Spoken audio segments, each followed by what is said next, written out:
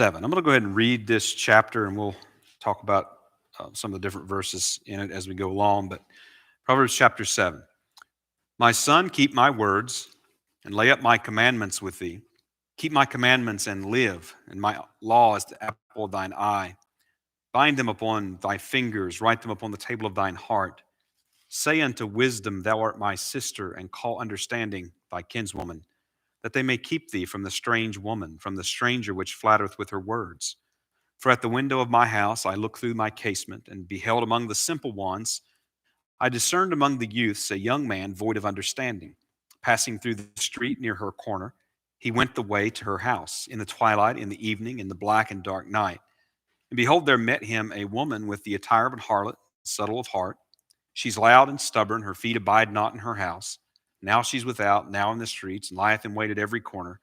So she caught him and kissed him, and with an impudent face said unto him, have peace offerings with me, this day have I paid my vows.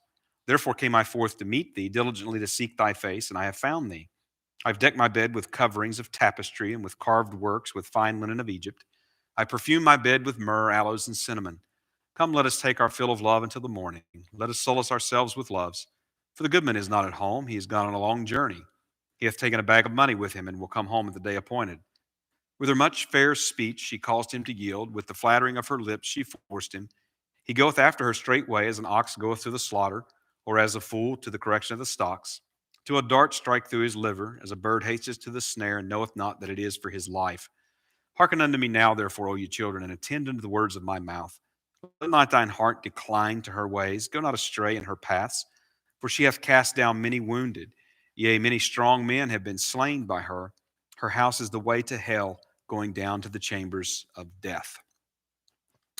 All right, so the simple one in chapter 7 is a young male, and he is being enticed to sin by presumably an older and more experienced married woman. And this provides us a good example of learning wisdom from the character sketches in Proverbs. So wisdom teaches us in kind of a shorthand. So a part of learning wisdom is discerning the various conditions and circumstances where a saying applies. And this is an instance where we have this character sketch of this young man, and it's giving us one instance of folly. In other words, the character is a young male, but that doesn't mean that only young males are simple. It doesn't mean that young females are not also simple, for that matter, and that older men and older women, for that matter, can also continue in simplicity. So when we come to like one of these sketches, so we have to keep in mind that Proverbs are primarily addressed to a young man to teach him wisdom. So oftentimes that is the perspective, but that doesn't mean that that is exclusive. In other words, like what is being taught here about the folly of simplicity only applies to young men. Well, that's not the case at all. In fact, the situation could very well be reversed. It could be a young woman, and it could be an older man that is enticing her to sin, and so on. And just like when you have different, um, things about sayings about marriage, or about a contentious woman, or so on. Well, Proverbs also speaks about an angry man, and so it's not that these things only apply to wives in a marriage, and so on. So that's a part of learning wisdom is being able to take the shorthand of the sayings and then be able to have the discernment to apply them to the different circumstances and situations. So for instance, the particular temptation here, that's not the only danger for simplicity. Like that's not the only way that simplicity leads to sin or what have you. All right. But in this study, we started looking at what I call the gallery of fools in Proverbs. And this is where we're not just told about folly, but we're given a character sketch. So it's fleshed out for us in some real life type scenario. So in the gallery of fools, we are considering now the portrait of the simple. All right, the simple. So we see here the folly of simplicity. So the simple youth is shown to us here in chapter 7 with various characteristic ways. In other words, ways that apply more generally to simpleness or simplicity, and then some very applicable warnings in this chapter as well.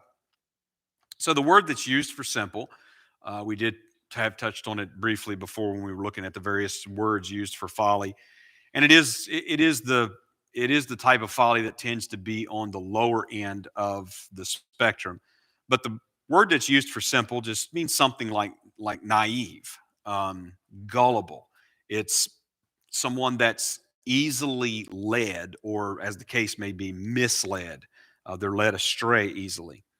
Now, one of the stated aims of Proverbs is actually to give wisdom to the simple. So Proverbs 1:4 says, to give subtlety to the simple, to the young man, knowledge and discretion. All right, so obviously the book of Proverbs is designed to give us wisdom. In other words, to move us on from simplicity toward wisdom and maturity. Now we see here in verse 7 in this chapter that he is among other youths, other simple ones. I beheld among the simple ones. I discerned among the youths a young man void of understanding. So he is a young man. He is obviously inexperienced at life, and he's also said to be void of understanding. Now, that phrase in the Hebrew literally means empty of heart. And it really points at probably what we would say or call empty headed, senseless. So he doesn't possess the resources of knowledge and experience and wisdom. All right. So one who is simple is operating without those things, doesn't have experience, doesn't have wisdom, doesn't have knowledge, doesn't have information. Now, what's interesting about that phrase, that he's void of understanding, is that in verse 10, it says, there, and behold, there met him a woman with the attire of an harlot and subtle of heart. Now, the woman that he met, this phrase literally means guarded of heart, and using the very same word for heart here here as is translated understanding in verse number 7. Now, the word for heart can literally refer to the bodily organ, but oftentimes, as is oftentimes the case when it is used, it really refers to the mind. It's referring to the intellect and to the will, and sometimes it can even be used to refer to emotions. It can include those, but obviously the primary usage, particularly in the book of Proverbs, is of the mind. So on the one hand, he's empty of heart, and she is guarded of heart, or empty of mind, and she's guarded of mind. So in other words, they're presented as somewhat opposites in that respect.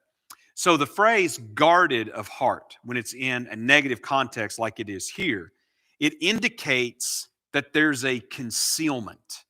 There's a concealment of truth, and there's a concealment of true motives.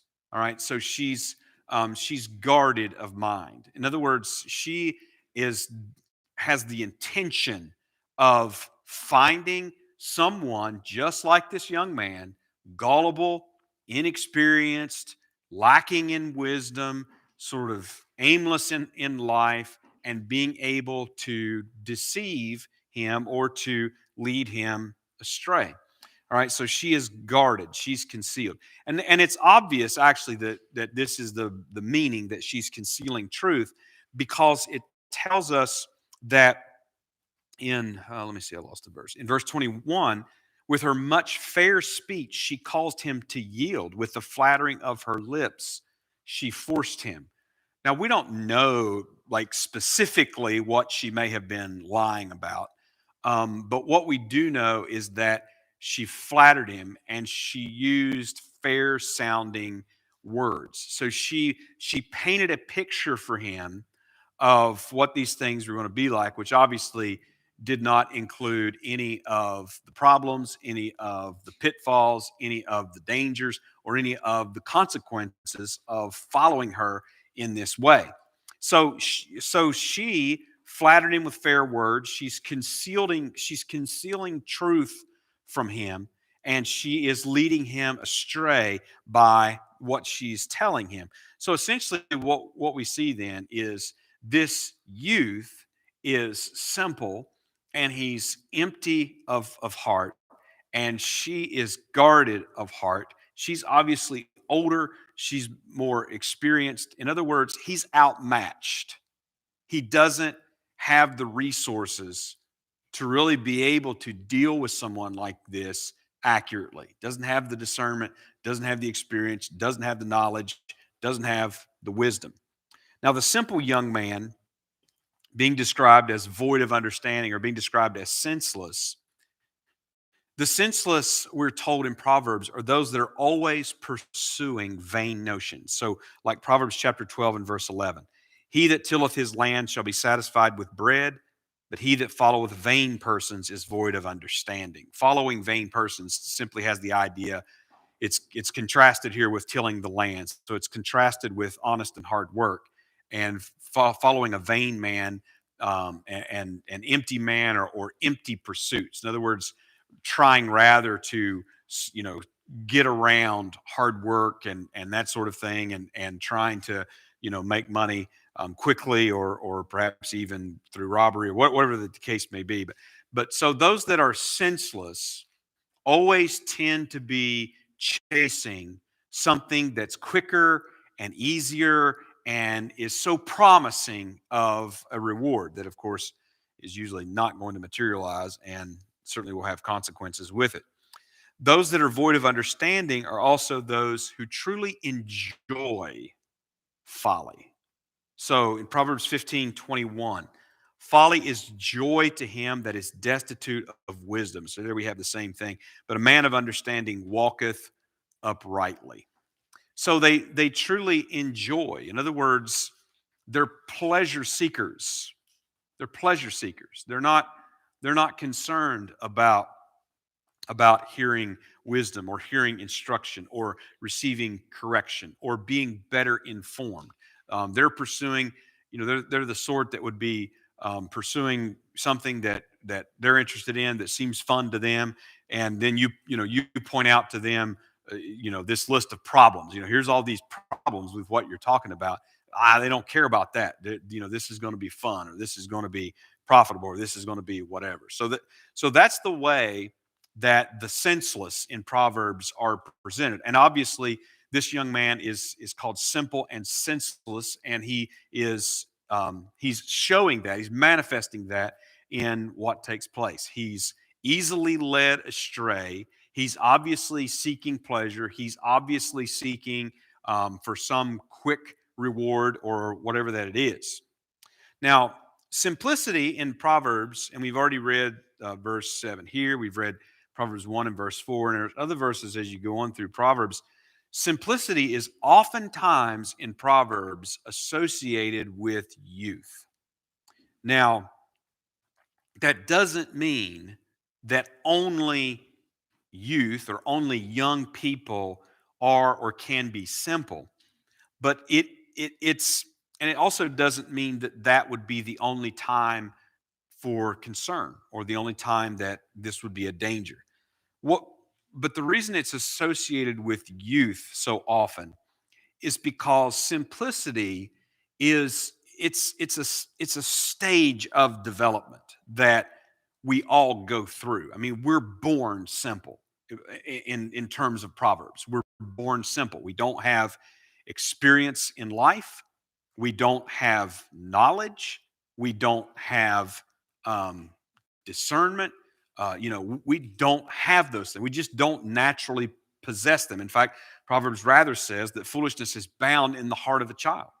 All right, so that's just sort of our natural condition. It's a stage of development. So when you think about the simple in Proverbs, and you look at some of the different references to them, you find that though they can sometimes be associated with more hardened fools, like the wicked or scorners, but they typically, um, I guess we could say that we're more hopeful of the simple. The Proverbs presents more hope for the simple. Like they can learn, they can grow, they can mature beyond that simplicity. Whereas the further you go along that spectrum of hardening foolishness, the worse the case looks. So simplicity then is just simply a stage of development. I mean, it's just like being a teenager, for instance. I mean, that's just a time of life that we all go through. So being simple is the same way. Obviously, there are some that stay in their simplicity much longer than others. They don't learn wisdom, and they don't grow and mature. So, also, being that it is a certain stage of life, then you have a lot of instructions to the simple in Proverbs because there are typical dangers and vulnerabilities while someone is young. And this is, again, part of the design of Proverbs, speaking to those that are simple and young in many senses. So there are a number of dangers and vulnerabilities while you're young, but there are also other dangers and vulnerabilities really to every stage of life as we're young, as we get into that early adulthood, as we get into the middle age, as we get into an older age. There are just certain vulnerabilities and dangers in every stage of life. So, but that's, in other words, that just gives us an idea of what Proverbs is talking about when it's talking about the simple. Again, and we've said this a few times, but doesn't have anything to do with someone's intellectual abilities or their capacities, to be able to learn and to understand. Now, the leading vulnerability that Proverbs points out in the simple and even the meaning of the word is being gullible, being easily persuaded and easily led into various situations. Now, obviously, if a person is easily led and they're being led well, they're being led into right and good, that can be good. But if they're being led, wrong, then obviously that's a problem. So Proverbs 14:15 says this about the simple believeth every word, but the prudent man looketh well to his going. So again, the simple, gullible, easily persuaded, easily led. Proverbs 22:3 says, a prudent man foreseeth the evil and hideth himself, but the simple pass on and are punished. So, in other words, the simple are not necessarily those that are intending some sort of evil or some sort of wrong, but oftentimes they fail to be able to look far enough ahead to see the consequences of their actions. So, as you go through Proverbs, one of the aspects of wisdom that comes out in Proverbs, it is that consideration. It is looking ahead, looking further down the road. Where is this way leading me? And understanding those consequences and dangers, and thereby, as it says in Proverbs 22, the prudent man, the wise man, avoids it. If this road is going to end in disaster, then the wise man in the book of Proverbs is not going to go down that road. He's going to avoid that road. But the simple don't don't really see the consequences. They don't consider the consequences. Again, they're pursuing pleasure. They're pursuing quick thrills and quick profits and what have you. And it seems promising, so they go that way. Well, the gullibility of this simple youth is demonstrated in this character sketch in Proverbs 7 by the fact that he chose to believe this woman. All right, so verse 21 says, with her much fair speech, she caused him to yield. With the flattering of her lips, she forced him. He goeth after her straightway as an ox goeth to the slaughter, or as a fool to the correction of the stocks, till a dart strike through his liver, as a bird hasteth to the snare, and knoweth not that it is for his life. Okay, so he's presented to us as he has accepted the things that this woman has had to say, her fair speech, her flattery of him, that she, and you can look at the things that she says, and you can see how she's making attempt to make him feel like he's someone so special, and she's painting this picture for him of how great this is going to be if he goes with her. And so he is persuaded in the end. He is persuaded, like he chooses to go with her. And the reason we see so much of this gullibility is because he chooses to believe her despite the fact that there are numerous warning signs. There are numerous indicators that he should have picked up on. So when you look at verses 9 all the way through 20, you see all these things in the twilight, in the evening, in the black and dark of night. So in this dusky time, this woman's out in the streets, saying that she's looking for him. She's dressed in this particular way. She's loud and stubborn. She's without in the streets, and so on. And she catches him, and she says all these various things to him, describes her bed and all of that. And all, don't worry, the goodman, which be her husband, oh, he's not at home, he's going to be gone for a long time, he's not going to be back until such and such a day, and so on.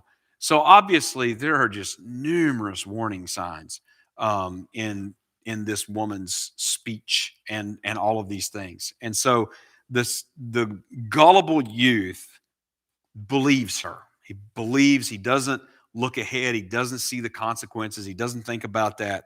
He believes her, and he goes with her. So he was unable to see. And that's exactly what Solomon says about him there, um, here um, in verses 22 and 23. He uses all these metaphors. All right. He's going after her like an ox going to the slaughter. He's going after her as a fool to the correction of the stocks. He's going after her until he is taken, like a bird going to a snare, to a trap to get that food that's left there. And says, and he does not know that it is for his life, that these are issues of life and death. And he does not see the seriousness of those consequences. He goes on to talk about there toward the end, don't go astray in her paths, for she hath cast down many wounded, yea, many strong men have been slain by her. Her house is the way to hell, going down to the chambers of death. So he's obviously going the wrong way. And he had plenty of warning signs and indicators there that he should have had discernment, but he was unable to see beyond that immediate promise to the real consequences. So his gullibility is demonstrated. So simplicity, what we might call standard characteristic of youth. But having said that, the mere passing of time does not erase it. And so sometimes, just the passing of time, sometimes it solves some of our problems. Sometimes it adds problems to us. But just the mere passing of time is not enough to erase the folly of simplicity. And we see that if we think about what Solomon is saying here. So like at the beginning and the end. So verses 1-4, my son, keep my words and lay up my commandments with thee. Keep my commandments and live, and my law as the apple of thine eye. Bind them upon thy fingers, write them upon the table of thy heart. Say unto wisdom, thou art my sister, and call understanding thy kinswoman. And then the ending, verse 24, hearken unto me now, therefore, O ye children, and attend to the words of my mouth. Let not thine heart decline to her ways. Go not astray in her paths, for she hath cast down many wounded. Yea, many strong men have been slain by her. Her house is the way to hell, going down to the chambers of death. So when we consider the beginning and the end, we're getting these instruction and these exhortations, and then you get this character sketch and this scene counsel. All right, so the simple youth in Proverbs 7 He did not listen to wisdom, and he did listen to the temptations of this woman. In other words, he's being presented as the negative example. And Solomon is, in essence, is giving this picture. Yeah, he's giving us this scene, and he's saying, learn from it. Don't, don't, don't make these same choices that this simple man has made and has had to learn the hard way. No, learn from it. And then you truly will be growing in wisdom. So the simple youth did not listen to counsel, and he did listen to the tempter. So what this also shows us is then it takes a commitment to wisdom to overcome simplicity. I mean, as we grow older, yes, we're going to gain some experience. We're going to gain some knowledge. It doesn't mean that we're going to gain wisdom. Gaining wisdom takes a commitment to gain wisdom, a commitment to pursue and to seek wisdom and to employ that wisdom that we do have. Okay, so when we're talking about simplicity, it's obviously, again, oftentimes associated with youth because we all begin in simplicity. It's just sort of a stage of our development of human life. And simplicity is a very dangerous stage. There are many voices that are calling out to the simple. So if you go back to the beginning there in Proverbs chapter 1. So in verse 10, my son, if sinners entice thee, consent thou not. If they say, come with us, let us lay wait for blood, let us lurk privily for the innocent without cause, let us swallow them up alive as the grave and whole as they that go down to the pit. We shall find precious substance, we shall fill our houses with spoil. Cast in thy lot among us, let us all have one purse. All right, so here's a temptation that's a very different circumstance than this youth met with in this woman in chapter 7. But nevertheless, this is still a temptation. They're essentially the same in what is taking place. He says, my son, walk not thou in the way with them. Refrain thy foot from their path, for their feet run to evil and make haste to shed blood. Surely in vain the net is spread in the sight of any bird, and they lay wait for their own blood. They lurk privily for their own lives. So are the ways of every one that's greedy of gain, which taketh away the life of the owners thereof. And then he goes on to talk about wisdom crying out. And again, we'll see mentions of the simple ones. Verse 22, how long, ye simple ones, will you love simplicity? And scorners delight in their scorning, and fools hate knowledge. So the point is that particularly in simplicity, times of simplicity, like we have to recognize that there are many voices that are calling out to us. There are many that are flattering, they're deceiving, they're trying to get us to go one way or another. And that doesn't just mean, in a woman dressed in a certain way on a dark street corner at night. I mean, that's not the only temptation. That's not the only danger. So it represents many of the dangers that come to us in our times of simplicity. And you notice that the simple there in verse 22, they're put in company with more serious fools, the mockers and the scorners and such. Well, if the simple will not learn wisdom, notice what it says here in chapter 1 and verse 29. For they that hated knowledge and did not choose the fear of the Lord, they would none of my counsel, they despised all my reproof. Therefore shall they eat of the fruit of their own way and be filled with their own devices. For the turning away of the simple shall slay them, and the prosperity of fools shall destroy them. But whoso hearkeneth unto me shall dwell safely, and shall be quiet from fear of evil. So if we don't progress beyond our simplicity, it means destruction. The turning away of the simple, which would be the they're going crooked, or they're going, in other words, going away from the path of wisdom, going into the way with like these violent men in chapter 1, or with this woman in chapter number 7. So the young have to realize that they are simple in terms of Proverbs don't have um, the experience, don't have knowledge, don't have wisdom, don't have the discernment.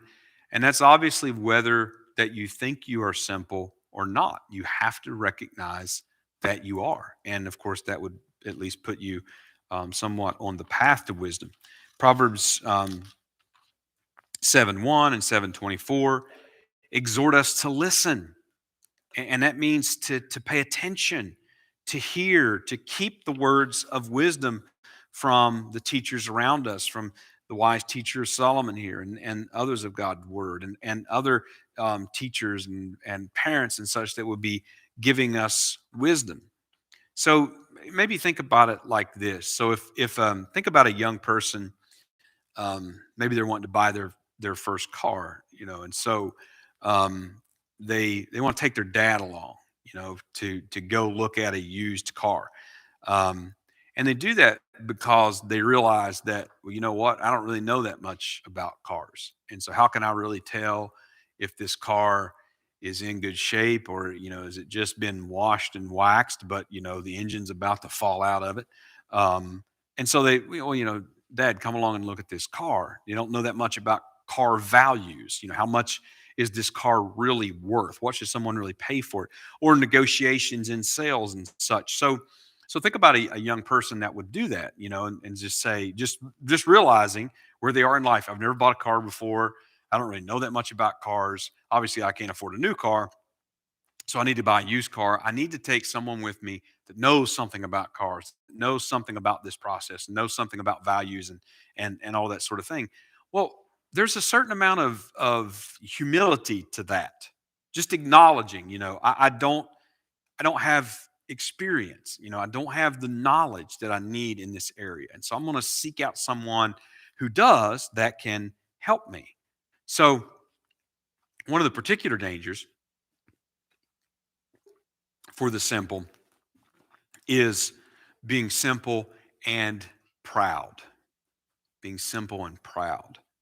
So Proverbs 16:18, of course, says, pride goeth before destruction, and a haughty spirit before a fall. So being simple and proud means refusing to acknowledge your own simplicity, refusing to acknowledge the fact that you don't have the life experience, you don't have the knowledge, you don't have the wisdom yet in life, and relying on wise and trusted counselors and teachers and such that can be able to help you. But to be simple and proud means a lot of hard lessons in life. Oh, I know what I'm doing.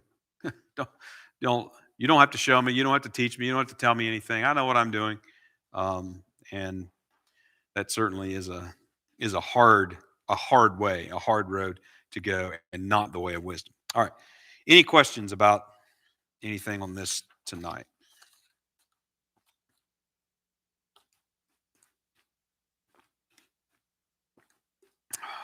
All right. Well, if not, we will have a word of prayer and we'll be dismissed. Almighty Father in heaven, Lord, thank you so much for this day that you've given us. And Father, I thank you for your word and pray, Lord, that you would help us all, give us wisdom, help us to pursue it, help us um, to make use of it in our lives, that we would have discernment. Father, help us to have the ability to acknowledge that we certainly don't know everything about everything. And Father, we do need to be taught, and we do need to be corrected, and we do need to hear and to listen. Father, to mature and to grow in our wisdom and understanding. Father, I just pray that you would bless this word to our hearts and lives, and Father, that you'd be with all those that we've been praying for on the prayer list, and just go with us to our homes safely this evening. Father, that you would prepare hearts and minds to bring us back together on the Lord's day. It's in the holy and precious name of Jesus Christ I pray. Amen.